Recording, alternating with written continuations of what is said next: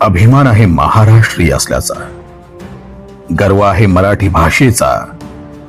आम्ही जपतो आमची संस्कृती, निष्ठा, आमची परंपरा.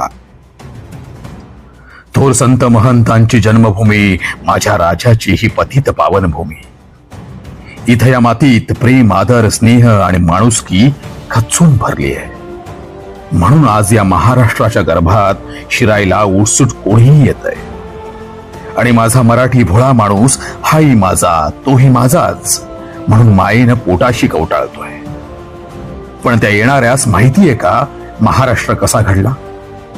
संयुक्त महाराष्ट्राची चळवळ, मराठी भाषिकांचं राज्य स्थापन करायला किती जणांनी आपल्या प्राणाची आहुती दिली? या भूमीत कोणी रक्त सांडलं माहितीये? महाराष्ट्र हे फक्त एक राज्य नाही, तर ती एक संस्कृती आहे, विचारधारा आहे. महाराष्ट्र म्हणजे छत्रपती शिवाजी महाराजांचा पराक्रम. महाराष्ट्र म्हणजे संतांची भूमी. महाराष्ट्र म्हणजे शाहू फुले आंबेडकरांची पुरोगामी परंपरा. महाराष्ट्र म्हणजे कष्टकऱ्यांचा, कामगारांचा सन्मान. बाहेरून आलेल्या उपऱ्यांना हा इतिहास सांगतो का आपण? आपणच हिंदीतून सुरुवात करतो. आपणच हिंदीतल्या चित्रपटांना डोक्यावर उचलतो. आपणच मराठी व्यावसायिकांना प्रोत्साहन न देता परप्रांतीय काही शेपाशह जास्त देतात म्हणून बोकांडी घेतो. पण लक्षात ठेवा, या उपऱ्यांचं एकच ध्येय आहे, इथं कमवायचं ते भरपेट. तुमचा महाराष्ट्र कसा घडला, कोण संत, कसली संस्कृती, कसली परंपरा, त्यांना कशाचंच देणं घेणं नाहीये. कसे ते आपल्या महाराष्ट्राचा, मराठी भाषेचा, मराठी संस्कृतीचा सन्मान करणार?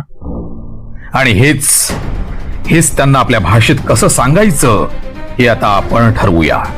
वेळ अजून गेलेली नाहीये. जशी 1 मे 1960 रोजी संयुक्त महाराष्ट्राची क्रांती घडली, तशीच आजच्या या दिनी प्रत्येक मराठी माणसानं शपथ घेऊया, इथं येणाऱ्या प्रत्येक परप्रांतीयास महाराष्ट्र, आपली मराठी भाषा, ही संस्कृती यांची क्रांती आपल्यापासून त्यांच्या अंगाअंगात भिनवूया. तरच इथं राहणारा प्रत्येक माणूस गर्वानं म्हणेल, लाभले आम्हास भाग्य, बोलतो मराठी, जाहलो खरेच धन्य, ऐकतो मराठी. जय हिंद, जय महाराष्ट्र.